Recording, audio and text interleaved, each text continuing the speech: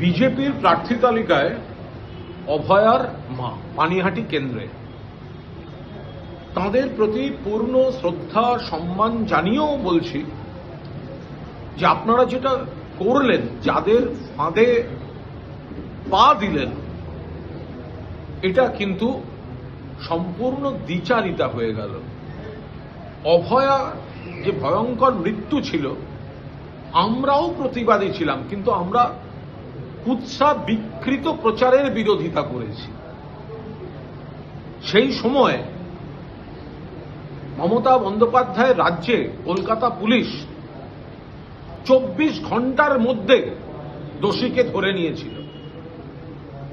আপনারা চেয়েছিলেন সিবিআই চাই, হাইকোর্ট সিবিআই দিয়েছিলেন। সেই সিবিআই তাদের তদন্তে দেখা গেছে কলকাতা পুলিশ যাকে ধরেছিল সেটাই ঠিক। এবং ভুলে যাবেন না, এই তদন্তটা 3টি কোর্ট মনিটর করেছেন, ট্রায়াল কোর্ট, হাইকোর্ট এবং সুপ্রিম কোর্ট। আপনারা পরে বলেছেন সিবিআই বিচার দেয়নি। সিবিআই কাদের? সিবিআই বিজেপির। আপনারা প্রধানমন্ত্রী, স্বরাষ্ট্রমন্ত্রীর সঙ্গে দেখা করতে চেয়েছিলেন, 1 মিনিট টাইম দেয়নি আপনাদের, উপেক্ষা করেছে, অপমান করেছে। আর আপনারা এখন সেই বিজেপির প্রার্থী হতে যাচ্ছেন। আপনাদের পূর্ণ গণতান্ত্রিক অধিকার রয়েছে,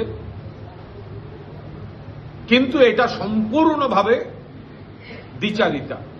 যে বিজেপি, আপনারা বলছেন আপনারা সিবিআই চেয়েছিলেন, আপনারাই বলছেন সিবিআই ঠিকমতো তদন্ত করেনি। আপনারা টাইম চেয়েছিলেন কেন্দ্রীয় স্বরাষ্ট্রমন্ত্রী, প্রধানমন্ত্রী, রাষ্ট্রপতির, আপনাদের টাইম দেয়নি, সময় পর্যন্ত দেয়নি, শোনেনি পর্যন্ত।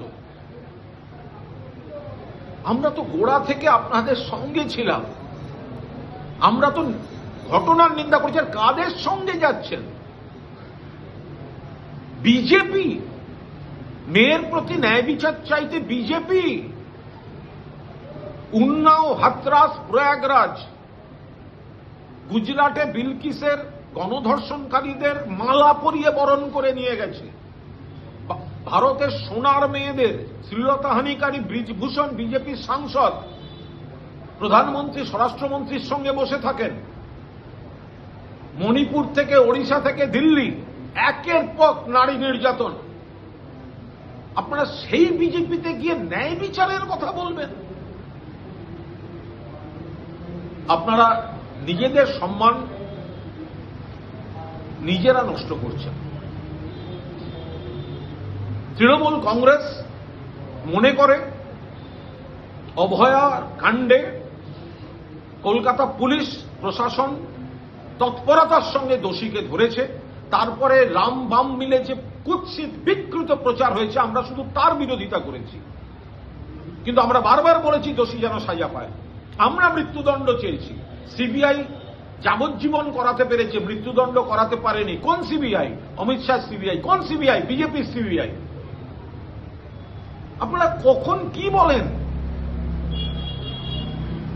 একটা মেয়ে ওইভাবে মারা গেল, মমতা ব্যানার্জি দোষীকে সঙ্গে সঙ্গে অ্যারেস্ট,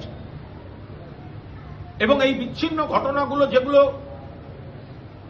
রাজ্য পুলিশের হাতে থাকে সেগুলো যত তাড়াতাড়ি সম্ভব, সাম্প্রতিক অতীতে দেখা গেছে যত তাড়াতাড়ি সম্ভব তদন্ত শেষ, বিচার শেষ, কারুর ফাঁসি, কারুর যাবজ্জীবনের অর্ডার হয়েছে।